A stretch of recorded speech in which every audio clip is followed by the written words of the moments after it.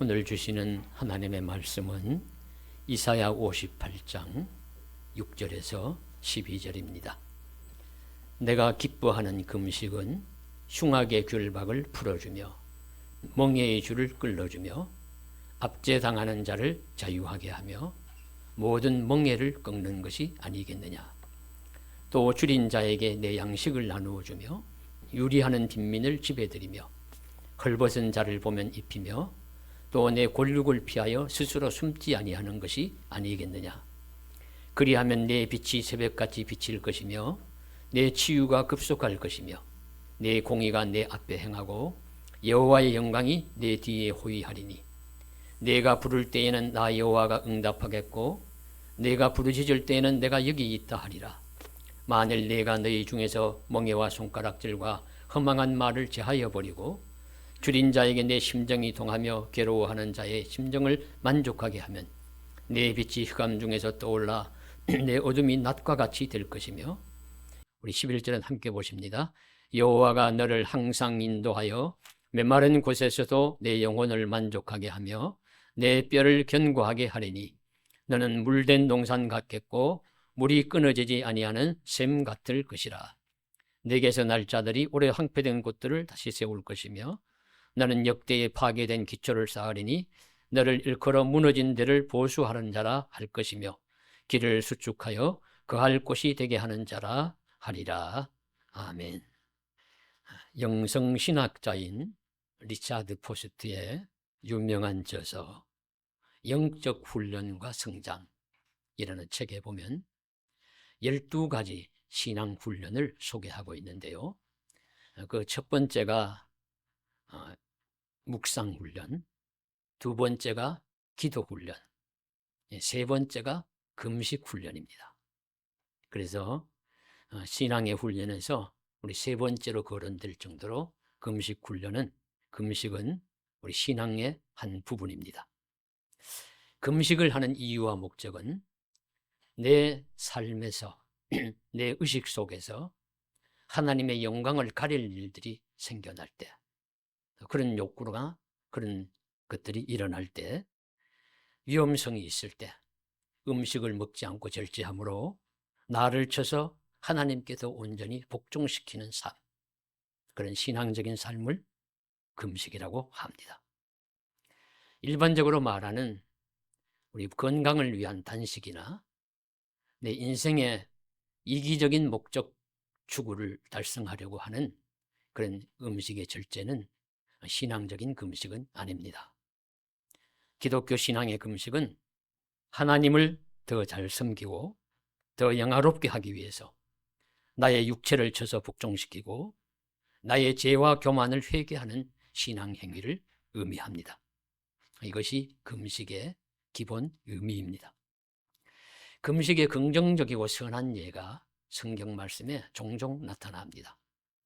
사무엘 시대에 이스라엘이 미스바에 모여서 온 백성들이 함께 금식했습니다. 사무엘상 7장 6절에 보시면 그들이 미스바에 모여 물을 길어 여호와 앞에 붓고 그날 종일 금식하고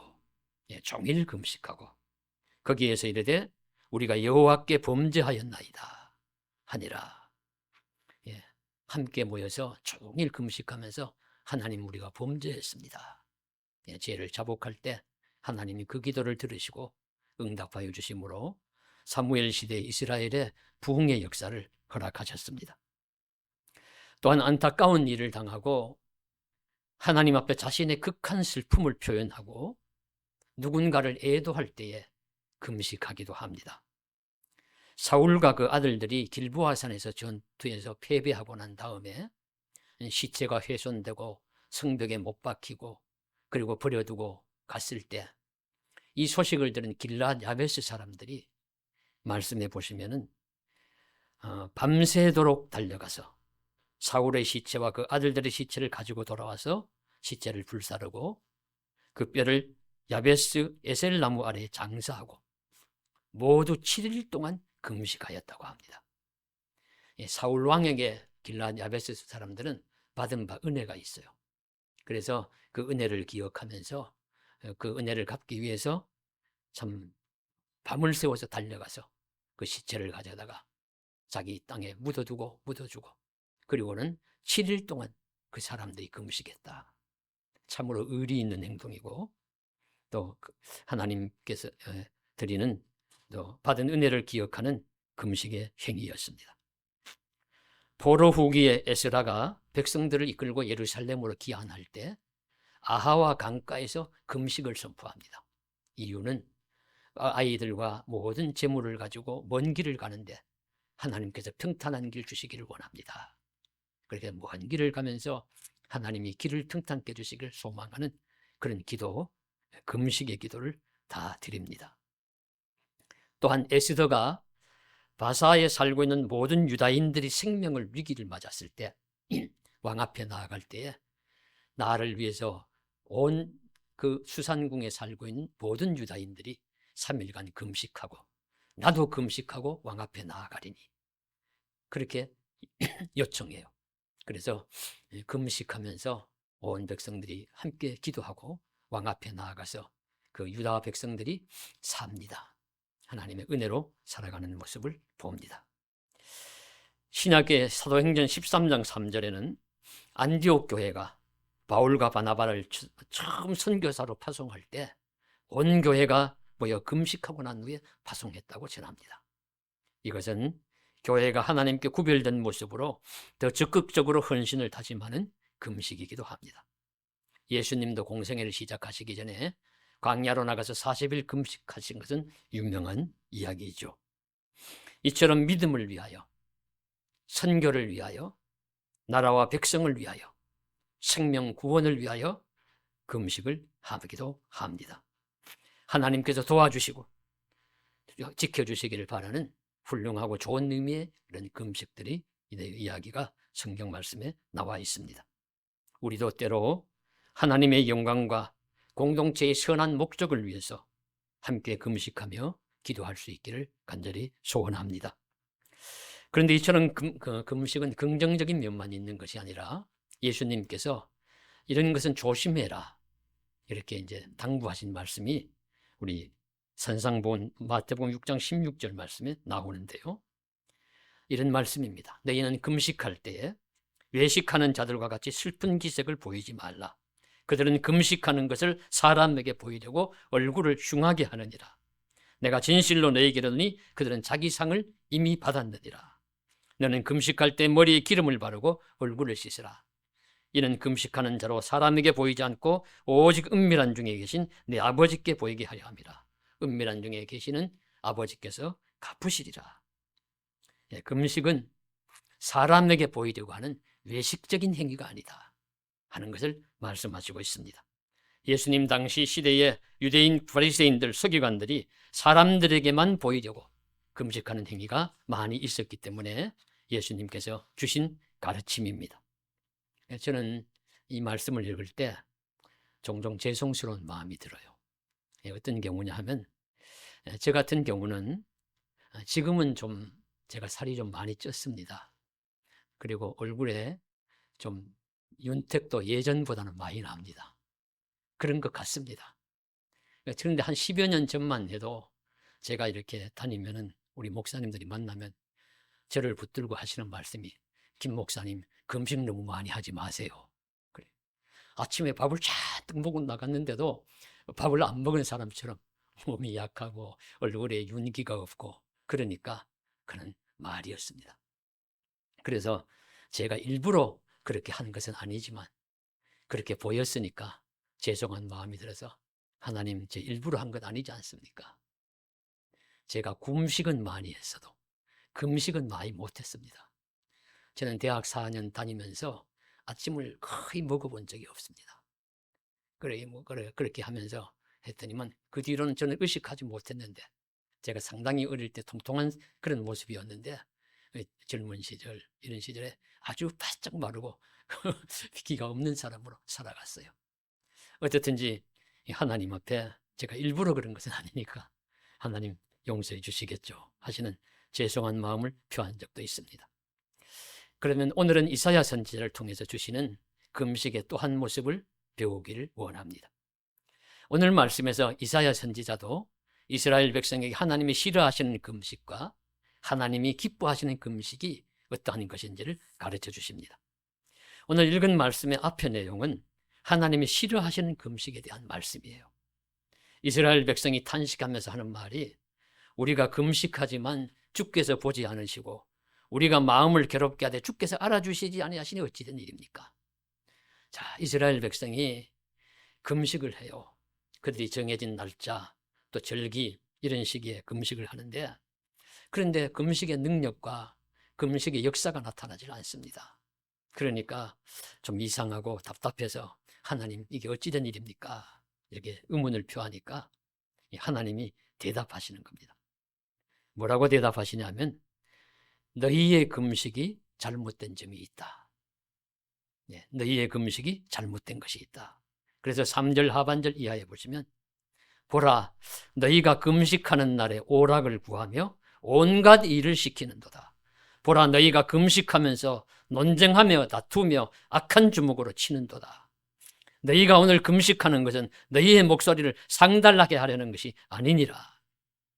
하나님이 싫어하시는 금식, 하나님이 보지 않으시는 이유, 겉으로는 금식의 모양은 갖추었지만 금식의 내면적인 신앙행위, 삶은 나타나지 않음에 대한 하나님의 질책, 꾸지람입니다.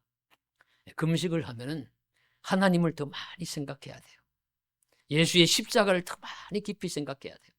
그런데 그런 것은 겉으로는 식사는 안 하는데 삶으로는 자기 세상에 좋아하는 것들 끊지 못하고 하는 겁니다.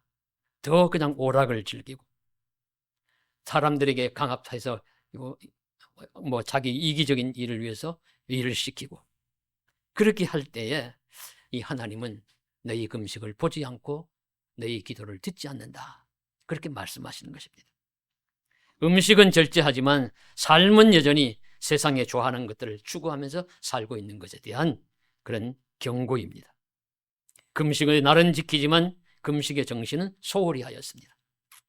바벨론 포로 후기의 유대인들은 절기에 우리 금식하는 것도 있고 또 단주간에 날짜를 정해놓고 금식도 하지만은 스가랴 8장 19절에 보면 민족적으로 금식하는 날이 있었습니다. 넷째 달의 금식과 다섯째 달의 금식과 일곱째 달의 금식과 열째 달의 금식이 있었어요. 그래서 이 내용을 자세히 알아보니까 4월 9일 금식은 예루살렘 함락된 날을 기억하며 금식하는 것이고 5월 10일 금식은 성전 파괴를 기억하고 슬퍼하며 드리는 금식이고 7월 2일은 예루살렘 멸망 시기의 지도자였던 그달리아가 살해된 날을 추도하면서 드리는 금식이었고 10월 10일은 예루살렘이 처음 공략된 날을 기억하며 금식하였다고 합니다. 이런 날에 그들은 기억하면서 금식은 하지만 실상은 음식을 절제하면서 자기 영혼을 괴롭게 하고 하나님 앞에 순결한 믿음을 강화하는 것이 아니라 자신의 육신을 즐겁게 하는 오락을 쉬지 않고 종이나 일꾼에게 쉬는 시간 주는 것이 아니라 자기 유익을 챙기면서 그렇게 일을 강압하고 금식하는 중에도 심지어 혈기를 부리고 싸우고 다투기까지 하는 그런 모습을 보일 때 이게 무슨 내게 나를 향한 금식이냐 하나님 그렇게 책망하시는 것이죠. 형식만 갖추는 금식을 기뻐하실 리가 없습니다. 때로는 경건의 모양을 갖추어서 갈대같이 머리를 숙이기도 하고 몸에 굵은 베옷을 입고 제의 자리를 펴고 앉기도 하지만 진정 하나님을 향한 열린 마음과 텅 빈 마음을 갖지 못하는 그런 금식은 하나님이 기뻐하시지 않는 금식임을 지적하시고 있습니다. 그래서 이것이 예수님이 말씀하신 외식과 같은 내용이죠. 진실한 신앙의 본질과 내용은 무시한 채 하는 척만 하는 금식은 하나님 앞에 소용이 없다는 것을 말씀하십니다. 그래서 오늘 우리도 우리 신앙의 삶을 살면서 회개의 영이 임하면 이런 우리의 모습들이 회개하게 될 것입니다. 하나님, 내 신앙의 삶에서 모양만 내었습니다. 형식만 갖추었습니다. 본질은 진정한 내용은 빠진 껍질만의 신앙 모습으로 살았음을 회개하오니 용서하여 주시옵소서. 이런 회개의 기도가 나오기를 바라고 참된 신앙의 삶으로 성장하는 저와 여러분 되시기를 주님의 이름으로 간절히 소망합니다. 그러면 하나님이 기뻐하시는 금식은 어떤 것이냐? 오늘 말씀에서 뭐 3일 금식해라, 일주일 금식해라 이런 말씀 나오지 않아요. 오늘 말씀은 어떤 말씀이냐면 마음을 다하고 목숨을 다하고 힘을 다해서 하나님을 사랑하면서 몸과 영혼의 자리로 나아가는 것인데, 내 몸과 영혼이 하나님 옆에 나아가는 것인데, 그래서 경건의 모양만 갖추는 것이 아니라 경건의 능력을 갖추고 금식도 실제로 함으로써 금식의 힘으로 나타나는 삶이 무엇인지를 가르쳐 주십니다. 금식을 하면은 금식의 힘과 능력이 나타날 때 그 나타난 삶의 모양이 어떤 것인지를 말씀하십니다. 건너뛰는 것이죠. 그래서 6절 말씀에 흉악의 결박을 풀어주며 멍에의 줄을 끌어주며 압제당하는 자를 자유하게 하며 모든 멍에를 끊는 것이 하나님이 기뻐하시는 금식이라고 말씀하십니다. 타인을 억압하는 것은 옳지 않습니다. 부당한 대우를 받는 자를 자유하게 합니다. 내가 누군가를 속박하고 있지 않은가 돌아보면서 멍에를 풀어주는 것이 금식하는 자에게 나타나는 모습입니다. 성도의 금식은 다른 누군가를 돌아보아야 한다 하는 말씀이죠. 그리고 가난한 자에게 양식을 나누어주며 유리하며 떠도는 자를 집에 들이며 헐벗은 자를 입히며 어려운 친척이 찾아올 때 피하고 외면하지 않는 삶을 사는 것이라고 아주 세밀하게 가르쳐 주시고 있습니다. 한마디로 말하면 가난한 나그네 이웃을 잘 돌보아 주라는 말씀입니다. 그것이 금식의 능력으로 나타나는 실천사항입니다. 이 실례를 우리 룻기에서 볼 수 있는데요. 룻기는 참 감동적인 책입니다.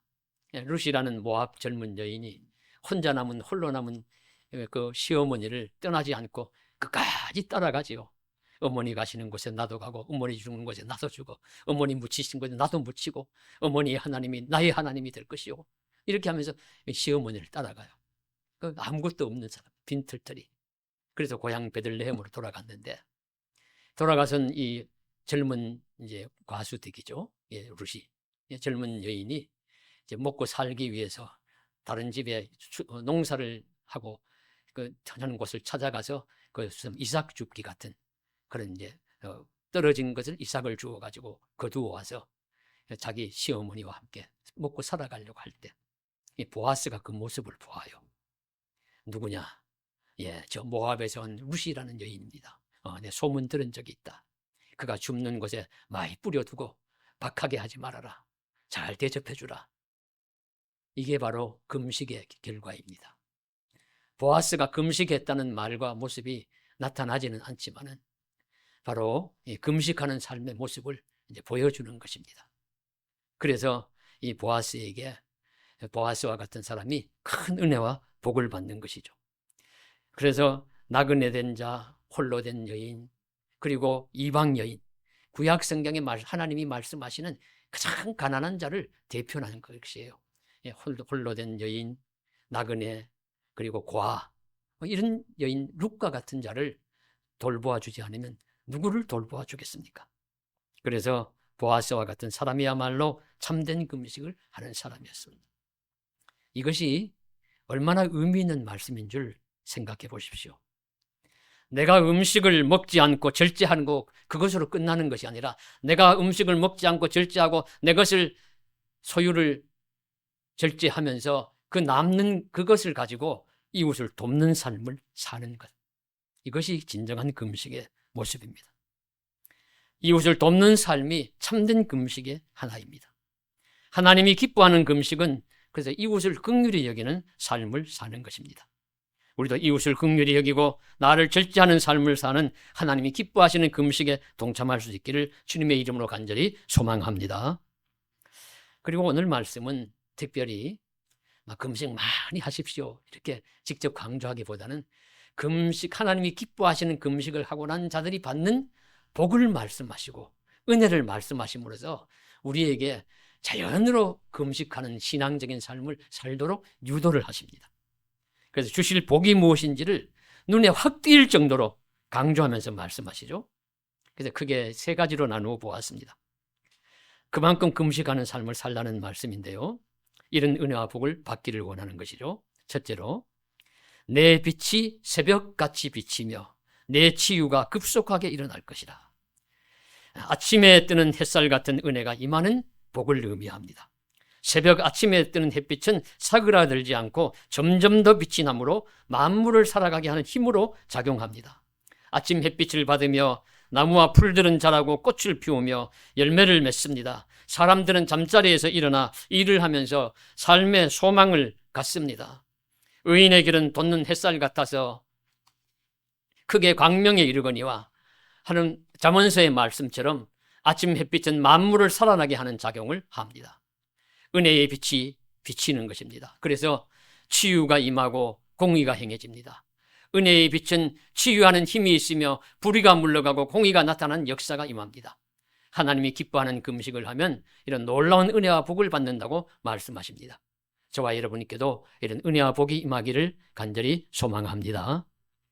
둘째로, 하나님이 기뻐하는 금식을 하는 자가 부르짖으면, 기도하면, 소위 말하는 금식 기도하면 내가 부르짖을 때에 하나님이 응답하실 것이고 하나님이 내가 여기 있다 대답하실 것이라고 말씀하십니다.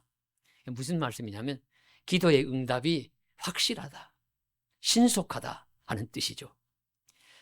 신앙인에게 기도가 팡팡 응답되는 것보다 더 큰 복이 어디 있겠습니까?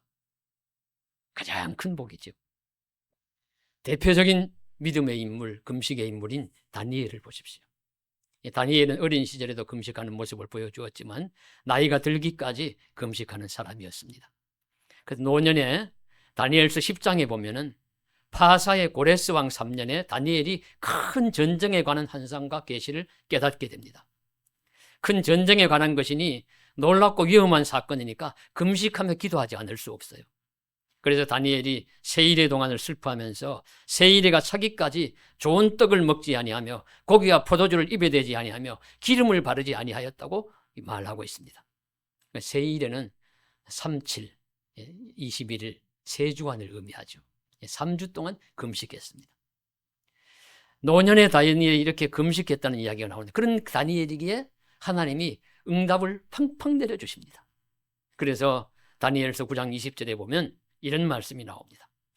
나 다니엘이 하나님 앞에 기도하고 간구할 때 천사 가브리엘이 저녁 제사 드릴 때쯤에 그에게 이르러서 말하기를 다니엘아 내가 이제 내게 지혜와 총명을 주려고 왔느니라 곧 내가 기도를 시작할 즈음에 명령이 내렸으므로 이제 내게 알리러 왔느니라. 너는 크게 은총을 입은 자라 그런즉 너는 이 일을 생각하고 그 환상을 깨달을지니라. 어떤 말씀이냐 하면 천사가 날아와서 응답을 해주시는데요. 내가 하나님께 명령을 듣기를 내가 기도 시작할 때 하나님이 내게 다니엘에게 가서 응답해 주어라 이야기했다는 거예요. 시간적으로 보면 무슨 내용을 이야기도 하기 전에 이미 응답의 역사가 일어났다는 것이죠. 그럴 정도로 다니엘에게는 기도의 응답의 역사가 팡팡 일어난 그런 하나님의 사람이었습니다. 그래서 하나님의 신앙의 위대한 인물로서 다니엘은 살아갈 수가 있었던 줄로 믿습니다. 오늘날 우리들도 하나님이 기뻐하시는 금식을 함으로 다니엘처럼 확실히 기도에 응답받는 삶을 살아갈 수 있기를 간절히 소망합니다. 셋째로는 하나님이 기뻐하시는 금식을 하면은 하나님이 항상 인도하여서 영혼을 만족하게 하고 뼈를 견고하게 할 것이라고 말씀하십니다. 그리고 너를 물된 동산 같겠고 너는 물이 끊어지지 않은 샘 같을 것이라고 말씀하십니다. 저는 이 말씀을 읽으면서 하나님의 은혜와 복이 되는 말씀이 다 한 곳에 모여 있구나. 한 구절에 이처럼 큰 은혜와 복이 모여 있는 곳이 어디 있겠습니까? 내 영혼이 만족할 것이고 내 뼈가 견고하게 될 것이고 내 삶이 너 자신이 물된 동산 같고 물이 끊어지지 않는 샘 같을 것이라. 아주 한목에 다 모아놓은 것 같아요. 은혜와 복을 다 모아놓은 것 같습니다. 이런 은혜와 복을 하나님이 기뻐하시는 금식을 하는 자에게 주실 것이라고 말씀하십니다. 물된 동산 마르지 않는 샘에 대해서만 주목해 보겠습니다. 물된 동산이란 말은 고대 근동 지역에서 가장 아름다운 것을 나타낼 때 사용하는 말이라고 합니다. 아예 시리아역 성경에서는 이 물된 동산을 천국이라고 표현했대요. 천국이라고. 너가 천국과 같겠고 물어끼 끊어지지 않고 물이 풍부하게 흐르는 동산은 천국과 같은 곳입니다. 원초의 낙원이라고 불리는 에덴 동산이 어떤 곳입니까? 아름다운 수목이 자라나고 사시사철 열매가 열리는 평화로운 곳이었습니다. 그런데 그곳에도 빠짐없이 물이 흐릅니다. 상상 속의 강이 아니라 실제의 강으로서 비손, 기혼, hit데겔, 유브라데 강, 그 강 근원이 바로 에덴 동산이었다고 말씀하십니다. 메소포타미아 지역을 흐르는 아름답고 큰 강의 근원이 낙원이었던 에덴 동산이었다. 그렇게 물이 풍부하게 흐르는 동산이었다는 말씀이죠. 요한계시록 세상 끝날에 이루어질 새하늘과 새 땅의 모습은 어떠합니까? 역시 그곳에는 생명나무의 과실이 사시사철 열리는데 그 나무들을 살게 하는 것은 생명수 강물입니다. 또 그가 수정같이 맑은 생명수의 강을 내게 보이니 하나님과 어린 양의 보좌로부터 나와서 길 가운데로 흐르더라. 그 강 좌우에 생명나무가 있어 12가지 열매를 맺되 달마다 그 열매를 맺고 그 나무 잎사귀들은 만국을 치료하기 위하여 있더라. 하나님의 이루실 새하늘과 새 땅, 그것도 생명나무 과일이 사시사철 열리는데 생명수 강물이 흐르는 곳에 그 나무가 서 있어요. 이렇게 하나님의 나라, 하나님의 동산은 이렇게 물이 넘쳐 흐르는 물된 동산과 같은 곳입니다.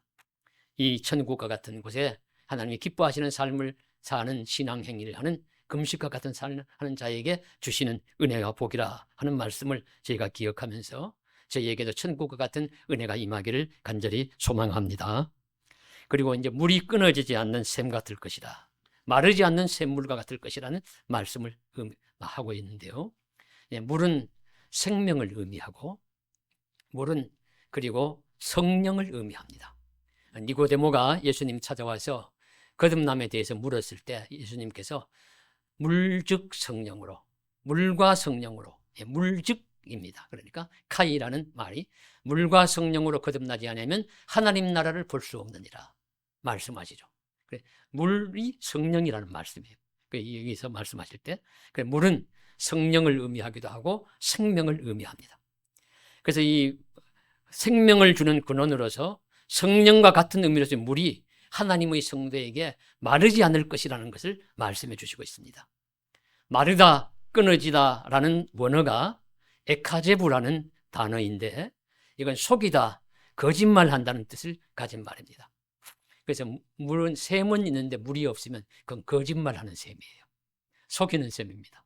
우리가 목이 마른데 샘이 보여요. 막 달려가서 아이고 물을 마셔야지 했는데 물이 말라 있으면 또 마라의 섬처럼 쓴 물이어서 먹지 못하면 얼마나 허탈하고 얼마나 고통스럽겠습니까? 그러나 풍부한 샘, 물이 넘쳐 흐르는 샘, 바로 천국과 같은 곳, 생명을 주는 곳, 하나님 성령을 주시는 것이라는 것을 말씀하시고 있습니다. 그래서 마르지 않는 샘, 속이지 않는 샘, 거짓말하지 않는 샘을 의미합니다. 하나님이 주시는 은혜는 거짓이 아니라 참 생명을 주시는 것이고 속임이 아니라 진리의 성령을 주시겠다는 뜻입니다. 그리하여서 물이 끊어지지 않는 샘, 마르지 않는 샘을 가진다는 것은 복 중의 복입니다. 우리들의 가정에 마르지 않는 물과 같은 생명과 성령이 늘 흐른다면 얼마나 복되겠습니까? 우리의 교회가 참 생명과 진리의 성령이 마르지 않는 샘물과 같이 풍성하게 흐른다면 얼마나 은혜롭겠습니까? 그런 은혜가 나타나기를 주님의 이름으로 간절히 소망합니다. 그리고 이 말씀의 영적인 해석도 예수님께로 모아집니다. 진정한 물된 동산과 마르지 않는 샘은 예수님을 의미합니다.